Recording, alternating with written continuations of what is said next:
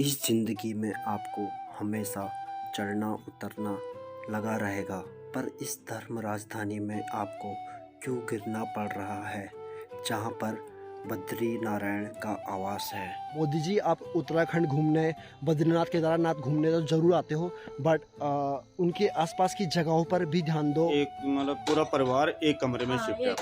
नमस्कार, प्रणाम, स्वागत है आप सभी को मेरा यूट्यूब चैनल में। और दोस्तों, जैसे कि आप लोग को जोशीमठ के हाल तो पता ही हैं। जैसे कि पहले कोटद्वार भर्ती में युवाओं के बुरे हाल थे, अब वैसे ही जोशीमठ में जैसे कि लोगों के बुरे हाल हो रखे हैं।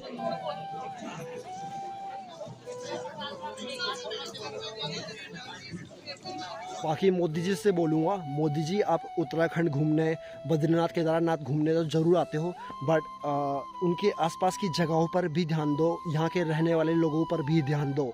यहाँ के लोग कैसे बेरोजगार हो रहे हैं, अपने घर से बेघर हो रहे हैं। चीज़ है यार, घर से सबकी यादें होती है, तो यार बुरा लगता है यार जब अपने घर से ही आपको दूर चले जाना पड़ता है, तो बुरा लगता है। या आपके सामने आपका घर टूटे तो बुरा लगता है। तो आप लोगों को जैसे पता ही होगा कि उत्तराखंड की धर्म राजधानी है जोशीमठ, और जोशीमठ में जैसे कि जमीन 2.5 इंच धंस चुकी है। वो इसलिए धंस चुकी है कि एनटीपीसी जो कंपनी है, उसके द्वारा वहाँ पे जो विद्युत परियोजना का कार्य चल रहा है, जिसके द्वारा वहाँ पे टनल खोदे जा रहे थे, उसी कार्य के द्वारा ये सब हो रहा है। और जैसे कि जोशीमठ और तपोवन के बीच जो विद्युत परियोजना का कार्य चल रहा है, जहाँ पर टनल खोदे जा रहे हैं, उसमें विष्णुगढ़ एचआई परियोजना भी शामिल है। वैसे तो 2009 में ही वहाँ पे विशेषज्ञों ने चेतावनी दे दी थी कि जो आप लोग ये कार्य कर रहे हो टनल खोदने का, उसके द्वारा वहाँ पे जमीन धंसने की संभावना हो सकती है। फिर भी मतलब वो लोग यहाँ पे एनटीपीसी जो कंपनी थी, वो भी फिर भी वो कार्य कर रही थी। हाई कोर्ट ने भी बोल दिया था कि वहाँ पे जो विस्फोट किए जा रहे हैं, तो आप ये कार्य करें, पर ये वहाँ पे विस्फोट ना करें। फिर भी वो वहाँ पे विस्फोट कर रहे थे, जिसके कारण अब यहाँ पे जो ज़मीन है वो वहाँ पे 2.5 इंच के आसपास धंस चुकी है, और अभी और भी धंस सकती है। बाकी जैसे कि जोशीमठ में जो चल रहा है, वो मैं आपको दिखाता हूँ वीडियो के माध्यम से, देखें आप। कितने परिवार रह रहे हैं बताइए? बेटा, हम एक ही परिवार में 6 सदस्य। अच्छा, 6 सदस्य हाँ। एक कमरे में रह रहे हो अभी आप? हाँ। एक परिवार मतलब एक परिवार, वो बच्चे के रिश्ते में वो गैस का बचा रखा है, दूध गरम कर। हाँ, वो चीज़ है, लेकिन मतलब एक मतलब पूरा परिवार एक कमरे में शिफ्ट है। एक कमरे में शिफ्ट है। बेटी बहुत लोग परेशानी। प्रशासन ने आपको क्या आश्वासन दिए हैं अब तक? प्रशासन ने हमें आश्वासन दिया, खरीद करेंगे सभी लोग।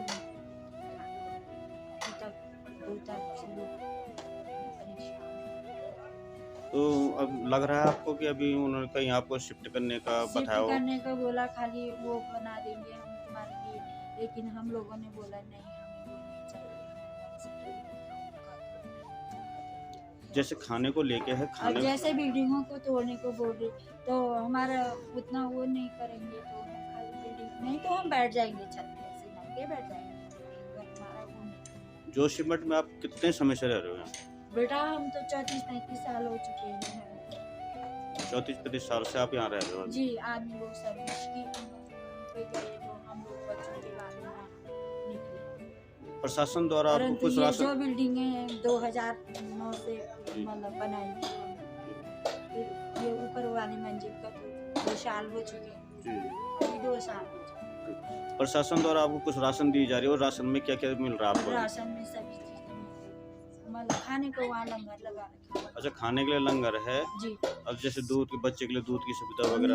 दूध का तो दे रहे वो, पर दूध तो अब ऐसे है कि अब इतना मांग के किसी से वो गैस उसला रखे, तो नहीं रहता था, तो बच्चे को दूध कहाँ से गर्म करना था। तो खाने के अलावा और कोई सुविधाएं? खाने के अलावा तो और कुछ नहीं, हीटर दिया है नगर पालिका वालों ने, एक और पानी तो है, आ रहा है और टाइम से अलग अलग करके हम लोग कोशिश करेंगे कि लोगों से बात करके उनका समाधान निकालें। गवर्नमेंट, ये तो आपदा है, इस समय मेरा सबसे एक ही अपील है कि सारे लोग मिलकर के इस आपदा, इस संकट का हम लोग मुकाबला करें। गवर्नमेंट पूरी ताकत के साथ करके मुख्यमंत्री दिशा में लगातार रुचि भी ले रहे हैं और समीक्षा भी कर रहे हैं, और प्रधानमंत्री स्वयं चिंतित है और लगातार इसको दिल्ली से भी लगातार मार्गदर्शन दे रहे हैं।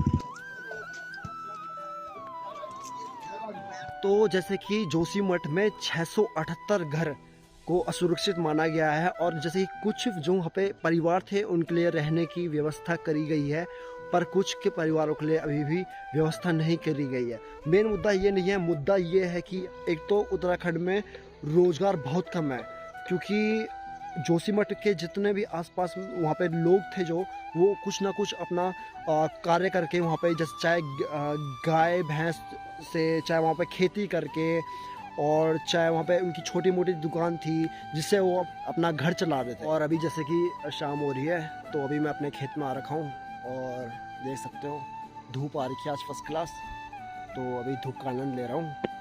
तो यही सब आप लोगों को बताना था, इसलिए मैंने बताया। वैसे तो आप लोगों ने न्यूज़ वगैरह में देख लिया होगा, और जैसे कि जिनके घर में अखबार न्यूज़पेपर वगैरह आता होगा उन्होंने पढ़ लिया होगा। तो मैंने सोचा कि अपने YouTube के माध्यम से आप लोगों को बताना चाहिए, इसलिए मैंने बताया। इस वीडियो को आगे तक पहुँचाएँ। और मोदी जी से बोल लूँगा, अब मोदी जी आपसे निवेदन है, कृपया आपने भर्ती में युवाओं का साथ तो नहीं दिया, बट एक आपसे इतना कहना चाहता हूँ कि आप जब उत्तराखंड घूमने आते हो, बद्रीनाथ केदारनाथ घूमने आते हो, तो यहाँ के आसपास की जगहों पर भी ध्यान दीजिए। तो जैसे कि जोशीमठ में 678 घर को असुरक्षित माना गया है और जैसे कि कुछ जो वहाँ पे परिवार थे उनके लिए रहने की व्यवस्था करी गई है, पर कुछ के परिवारों के लिए अभी भी व्यवस्था नहीं करी गई है। मेन मुद्दा ये नहीं है, मुद्दा ये है कि यार आपको पता ही है कि कितने मतलब यहाँ पे रोजगार की व्यवस्था नहीं है।